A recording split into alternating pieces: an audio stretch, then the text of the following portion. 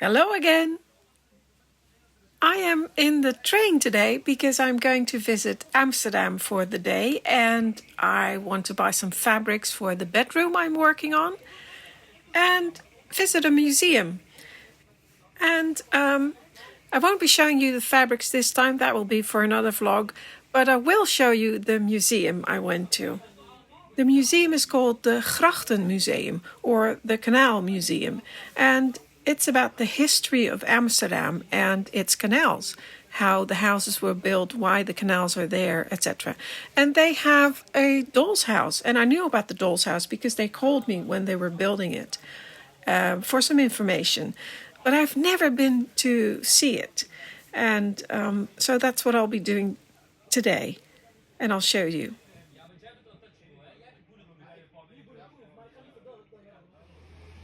As I was walking from the train station to the museum, I was walking along the single canal. And of course, if you know me, my first doll's house is named after the single canal. And these two houses with the beautiful gable tops were the inspiration for the top of my gable of my first canal house. And I just thought I'd show you that because I really liked it. But now let's walk a little bit further to the Herengracht, where the museum is.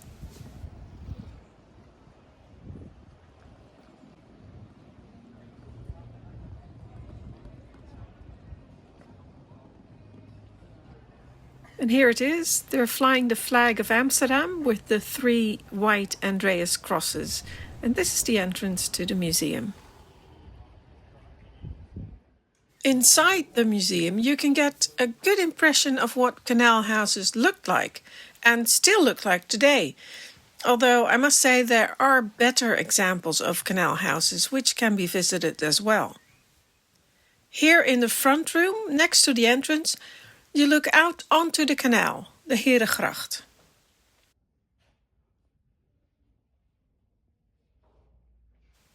And at the back of the house you can see the garden, which unfortunately was under renovation, so it didn't look great. I think I disturbed a little photo session of the museum staff here.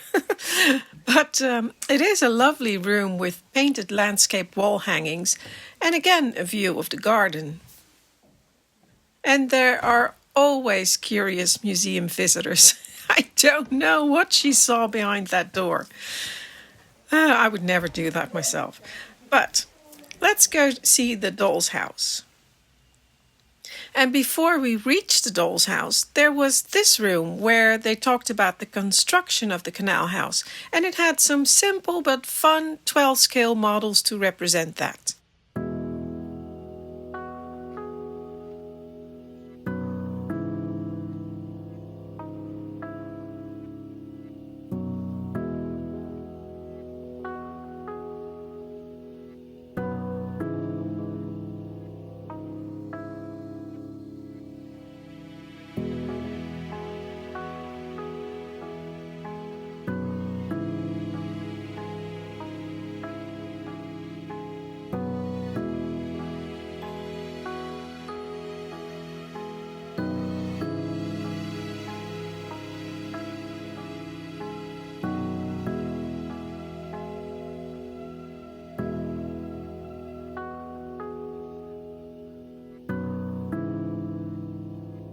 And the next room, which was very dark, had the doll's house on display in the center of the room. And the doll's house is a model of the building that we're in, the museum. The decorated rooms inside can be seen through the windows and through the small openings on the sides of the building. And the fact that the room was very dark made it incredibly difficult to film the interiors, so this is not a grand tour like I've done with other houses in other museums, but it's just an impression of what you can see there. The rooms in the doll's house represent different eras in the life of the canal house, so to speak, from the 17th century until modern times today. And some of the rooms came alive with added visual effects of people working, living and playing in those rooms. But to be honest, I didn't really like that, as it was a bit like watching a dilettante stage performance. But I'm being harsh now. I did like this video effect of the fire in this modern living room. This room in the doll's house represents a 19th century reception room, and even though the interior is different, it is the same room I was in earlier in the video where I looked out onto the canals. In some rooms I couldn't really tell which area they were supposed to represent, like this artist's room could be early 20th century perhaps, and this library could be any time really. But also there was this modern office which was in the attic. And I really like this room, even though there's not much in it, but it's so recognizable. And I love the simplicity and the ceilings, you know, it's so, yeah, now I really like this. And you do see that a lot in canal houses, because these 17th century buildings are incredibly expensive to maintain, especially if they still have their original wall or ceiling paintings or wall paneling. And so a lot of times these spaces are rented out as offices to pay for the maintenance of the buildings.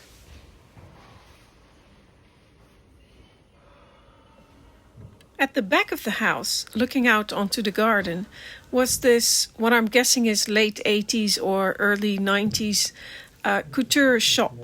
And I quite like this one as well. I thought it was fun with all the different clothes and the white interior. Very different from the period rooms in this house. And I must say that the modern rooms, like this shop and the office in the attic, and two more rooms, the bedrooms, which I'll show you now, those were my favorite rooms in the house and not the period rooms, which I would have expected. This bedroom was a little bit hard to see because you could only look at it from a very small window on the side of the building. But it wasn't hard to date because of the George Nelson Marshmellow Sofa, which was designed in the 60s. And perhaps the girl in the short skirt was also a clue. And this next room is obviously 1970s, and you can't just see that by the decor because of the colors and the wallpaper and everything. But also for us in the Netherlands, it's obviously 1971 because of the very controversial election poster of the PSP party that's on the wall. 1971. I like this room.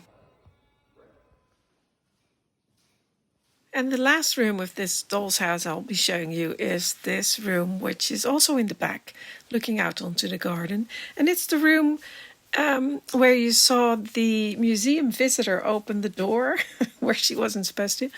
And it's now painted green, because apparently that's the original color they found under lots of layers of paint. And although the building itself is 17th century, this room and the murals are 18th century, and the murals were painted in 1776 by Jurjan Andriessen. What I liked about this doll's house was that they showed you the house as it could have been through time, you know, with the different rooms in different time periods. What I didn't like so much was that it was very difficult to see the rooms, some of the rooms, like this last one. But I suppose it wasn't meant as a doll's house as we know it, but more as a way of showing how these houses were used. So, yeah, they achieved that.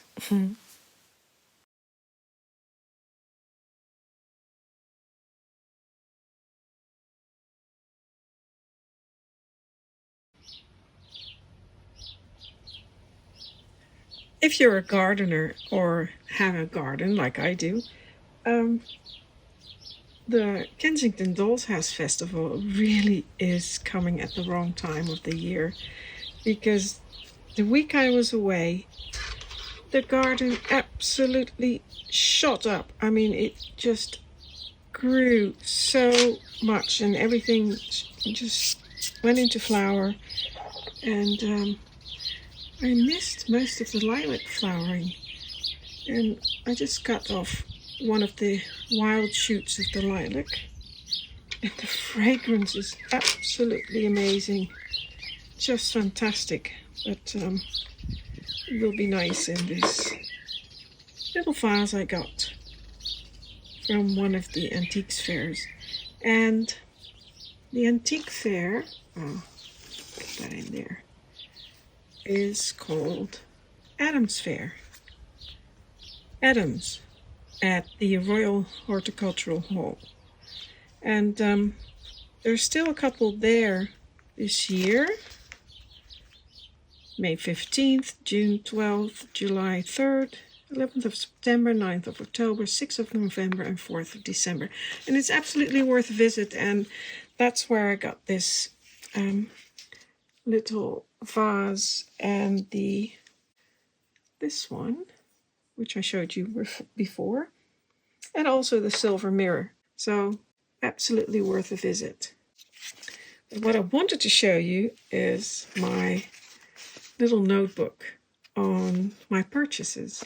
And right from the beginning, there it is, I wrote down what I've bought. Well, there are quite a number of empty pages in here, so I didn't write everything down. But it was very helpful. And this was in 2003. I bought the Doll's House. And as I said before in some of my videos, the first thing I bought was the hot water kettle from Jens Torp, the silver tray. Oh, I didn't realize I bought the chocolate pot as well. And that silver basket. And I was still working at that time, so I spent a lot of money at that first fair. And all from Jens Torp. Well, except for the house itself. And I do little drawings. And in the beginning I used pen and ink, which, you know, it makes you able to draw very finely. But nowadays I just use one of these fine felt markers. But this is much nicer. And it doesn't have to be, you know, an exact drawing, just as long as you know which item you're talking about. And I try not just to write down the big ticket items. I mean the expensive items I've bought, but everything. I try to write down everything. And as I said, I don't always manage because I forget to write something down. But what I do is right after I visited the fair, I put all my items on a tray and then I just go buy them one by one, write down where I got them from, who made it, and how much I paid for it. And most of the time I remember, and sometimes I don't. But yeah, here's some more.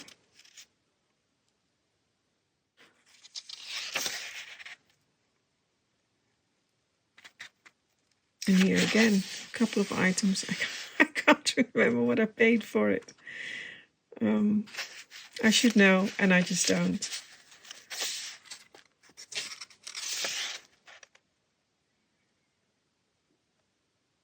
But it does help to know that, you know, who made it and when I bought it. Because I also write down, here it says October 2010, which is very helpful.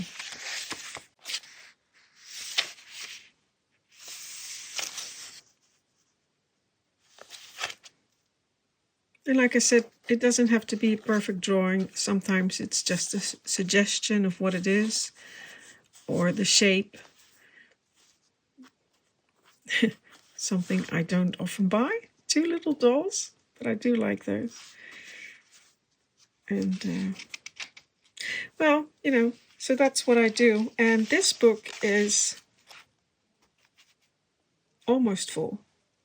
And I thought, now that my Canal house is finished, I should start a new book. And so I got this one. This is an old one I had, and I did have some pages, and I just cut them out. I used some pages for something else, and I thought it would be nice to use this one. So what I'll do is I'll just write where I was. Kensington, Doll's House, Festival. Oh, this one is not doing so well. May 2022. And then I just take one of the items, for instance this one, and I just quickly, sort of sketch. Well, it's not quite to proportion, especially not when I'm trying to film and write at the same time. Doesn't matter. It's actually not at all in proportion. Not a problem. It's just, trying to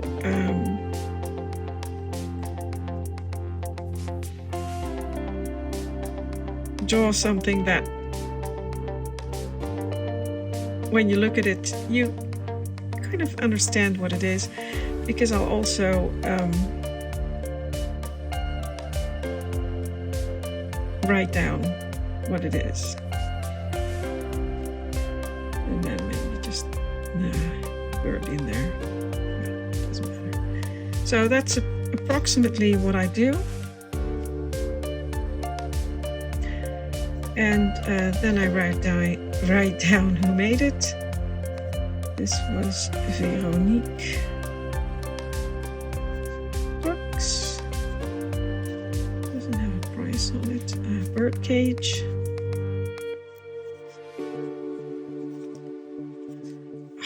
And it's not working.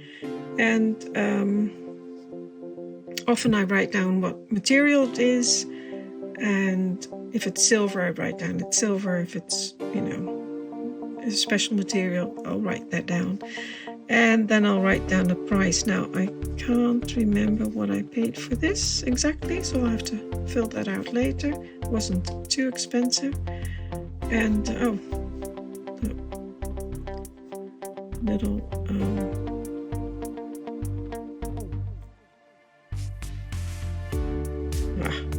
made a mess of that. Doesn't matter. It's just a suggestion of what it is.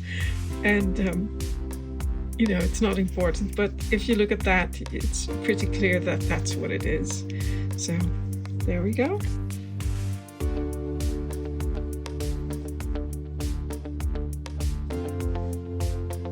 And that's what I do. Sometimes I write down the country of where the person comes from, who made it, the person who made it. And then I just continue down and write down all the prices, and it's very helpful. I've used my other book, my little black book. I've used it a lot, and I also have some of the receipts in here, and some of the credit card slips and everything. So makes it just a nice, it's huge. It's become so fat, but it makes a very good reference as well. So let me just keep going with this.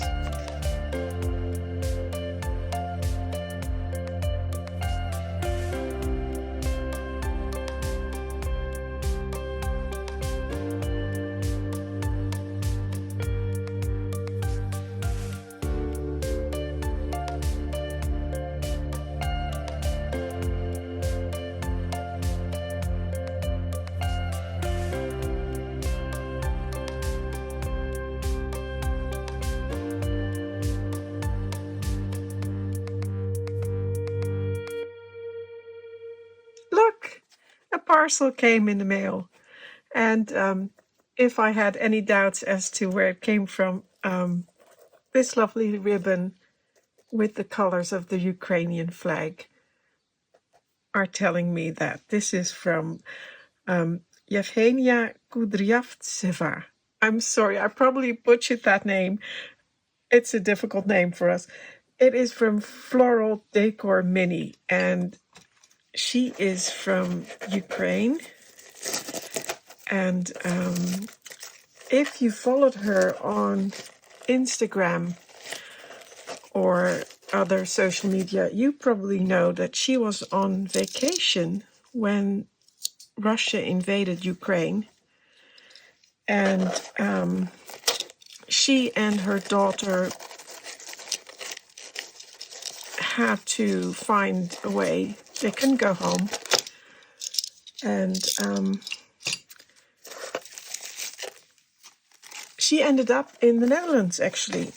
And she's staying there now, where she was able to purchase new materials and new tools to start working again, because everything was back in her home. I think she was living in Russia at the time, but she is from Ukraine. And I ordered this before the war broke out, and but of course she had a lot of things to deal with, and but now she's working again, and she finished my order. There they are.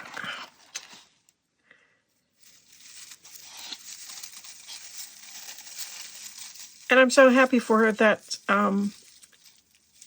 she has some sort of normalcy. It's never normal because of the war and because of the worry of everything that's going on in her home country and probably family and friends. But oh my goodness, look at that. She makes the most beautiful flowers. And I ordered these dahlias, or dahlias, or however you want to pronounce it. Oh my goodness, she added an extra one. Oh, that's so sweet. Oh, thank you so much. They are absolutely beautiful. I will take them out, and because they're in such a beautiful... I hope I can do that without damaging them. I'll just take them out one by one. So I ordered these, and oh my goodness, look at that. That is just perfection. Thank you so much. I really appreciate that. Your flowers are absolutely gorgeous.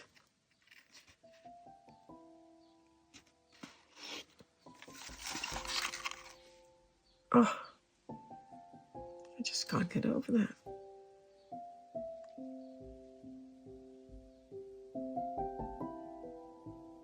So beautiful. Let me just get one of these out. Look at that. Beautiful. I'll put a link in my description for her. I think it's her Etsy shop, although she's not selling at the moment. So I think you have to send her an email. And it may be because Etsy was blocked. I'm not sure for some sellers. I don't know.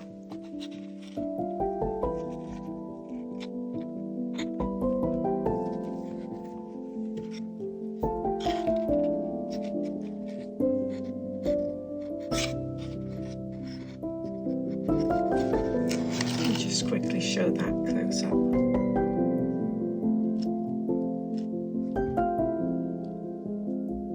This is not the vase that I meant for them, nor is it the room that I wanted them to go into. But look, it's so pretty.